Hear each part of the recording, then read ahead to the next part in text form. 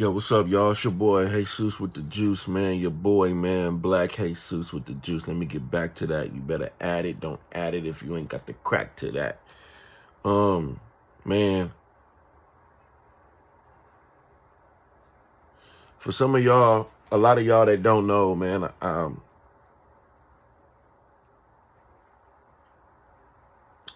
my father and friends were, my father was close to Virgil. Virgil Abloh. He was close to him because Virgil's pops was kind of like a mentor to my dad. So my dad always like looked out for Virgil and shit like that, but never on no like clout. You know what I'm saying? He sent me several different off-white things. I could, flip the camera around. You can see that in my closet. It's just off-white is something that I just never really liked the quality. It just wasn't my thing. I'm not the type of person that's gonna go buy something because it's designer. It could be ugly, and I just want to get it just so everybody can see. But I don't know if the news has been broke yet, and I might get a lot of backlash from this from my family and his. But Virgil, yeah, Virgil was fighting cancer in the background for some years, man. That's why he never really did too many interviews. That's why he wasn't out in the public like that. Like when you seen him, he was kind of like mysterious in a way, and it was because of his energy. It's like Chadwick Boseman, man. R.I.P. to that brother as well. He had I don't know if it was colon cancer. I believe he had colon cancer. I'm not gonna put out there what type of cancer Virgil had. I'll let his family do that. But he did pass away late last night, Saturday, November 27th, I believe. I got the news maybe like 2:00 in the morning. My dad had called me 5 times back to back, and he man, this is cold. My dad, he's in the hospital right now. He has congenital heart failure and also pneumonia. So when he was calling me so much, I'm thinking like, what's going on with him? But he told me, he called me. You could tell he was sad, man. And I had the pleasure to meet Virgil 3 times. He came before he was Virgil. I was in South Dakota playing for the University of Sioux Falls. He had came to 2 of my games. And he had made me a T-shirt, man. Like I think I don't know. I think I gave it to one of my girls that I messed with or whatever. But he had made me a T-shirt, man, and the T-shirt was so dope, man. The coach and everybody on the team was like, "Yo, you got to get him to make us one. We all want our own individual shirt." And this is when this is in 2008, 9. So he's not new at all to this. And unfortunately, his work is not gonna go down with him. His legacy. And I'm not politically correct, y'all. I don't have no media training. I'm from a certain era to where things don't hurt me, so it's like they shouldn't hurt you. And I know that's wrong. I'm working on that, but he's a great guy, man, great individual. As time went on, as he got more acquainted with the fame, of course, we weren't like this. So I can't say that he ever like got Hollywood. He always had a goal: take care of him and his family. If I ever needed anything, it was good. When him and Kanye were cool, I went to a couple of Kanye concerts. When Kanye was in the Midwest, I was able to attend those backstage, chill with Kanye, all that. And it was like, yo, this is Kanye West.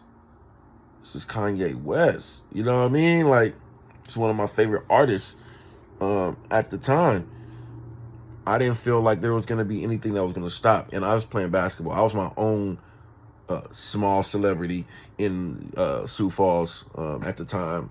So I wasn't like, I'm like, oh, that's Kanye. Like, I'm bigger than Kanye. You know what I mean? Like, he's a little guy to me. You know what I mean? But Virgil was the guy that would always keep me grounded. He's only a couple years older than me. I want to say maybe like 5 or 6 years older than me, something like that. But he always kept me grounded, man. He always told me to never be afraid to be different, and that be on the basketball court, in life, as a father, as a friend, as a human being. Don't be afraid to do things that people don't do because they're so conditioned in their brain that this is how it's supposed to be. Like, we're so conditioned. Me and him had this conversation and we were bouncing off each other.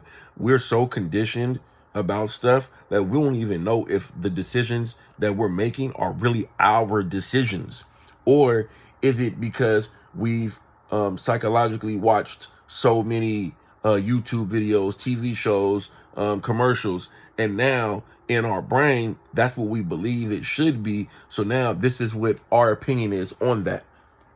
You know what I mean? Like, these are the type of conversations we're having, to where if you're not open-minded enough, if you're not articulate enough, if you're not at a stage in your life to where you can uh, theoretically uh, have opinions off of things that may not be able to be proven, because it's like the unknown unknown. We don't know what we don't know, and we don't know what we need to know. We just know that we don't know everything, and then we know what we do know, right? So, Virgil was a revolutionary, man. And man, we lost somebody big, man, because he was gonna do some big things, um, not only for black people but for people in general. That's one thing me and Virgil had in common. We were real big on spirit. So I remember I brought this to his attention. I'm like, man, everybody always talking about black this, white this, and I'm like, man, how could you believe in God if you're so caught up on color? Because everyone knows we're just borrowing these bodies, right? These are vessels we're using. Underneath this, we're literally all the same. Our spirits are all the same. Like, whatever color, light, or whatever it is, we're the same. So with that being said, if I look at a black person or a white person, strip it down to its smallest, like the most original part of that individual, and we're the same. But society makes these constructs and tries to separate us for whatever reason. Some people say it's for business reasons. Some people say it's for control. But it's not just the oppressors that do that. And me, as the person I am, I don't believe that all oppressors are just this color. You know what I mean? Like, there are a lot of oppressors that are this color, that oppress this color and oppress this color. So it's everywhere. It's not just that. I understand that. We all know that slavery, black folks or people in Africa had slaves prior to white people. We know this, right? We know this.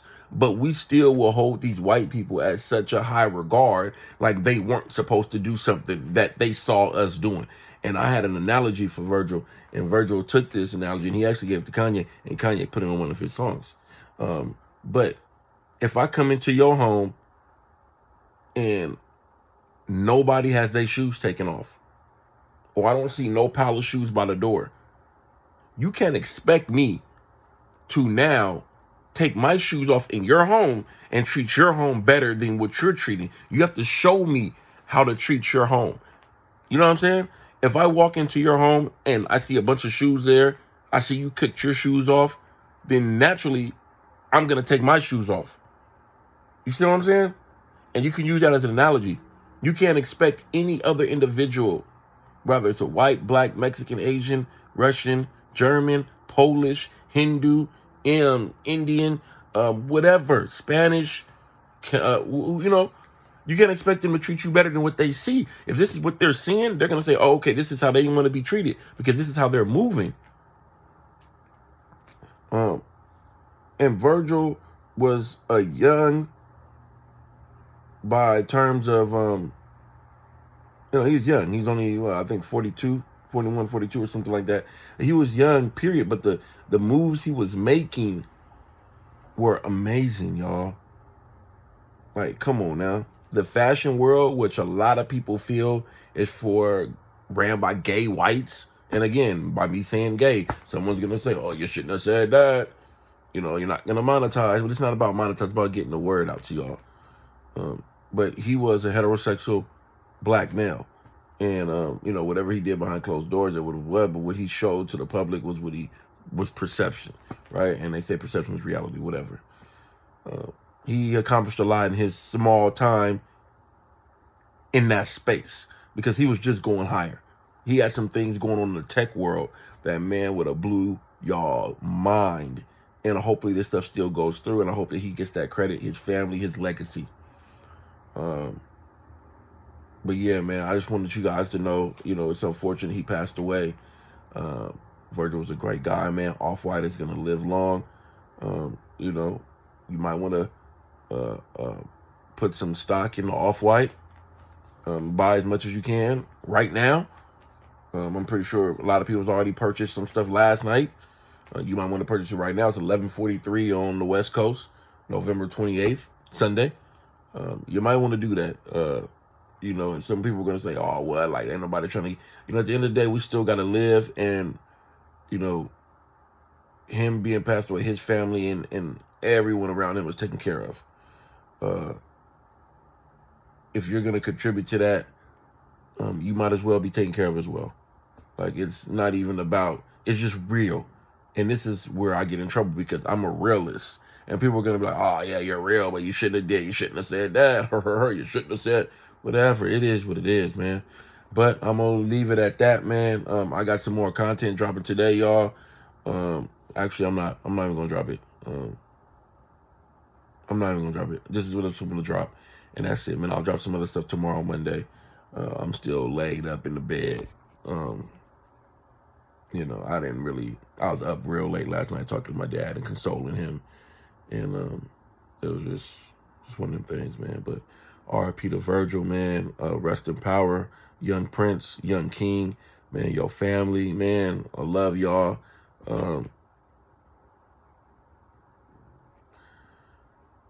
Man, kiss y'all loved ones, man. And it shouldn't be just when sad things happen. We need to do this all the time. That's what I tell my son, my daughter constantly. I love y'all. I love y'all. I love y'all. To the point to where my kids say it and they're not ashamed to say it in front of their friends. Like, I remember when I was younger, I would be like, oh, Dad, you know, he'd kiss me on the cheek. You know, my son loves that, man. He's 9. My daughter, she's 15. She'll be 16 in January. And, you know, I love them with all my heart, man. I just hope that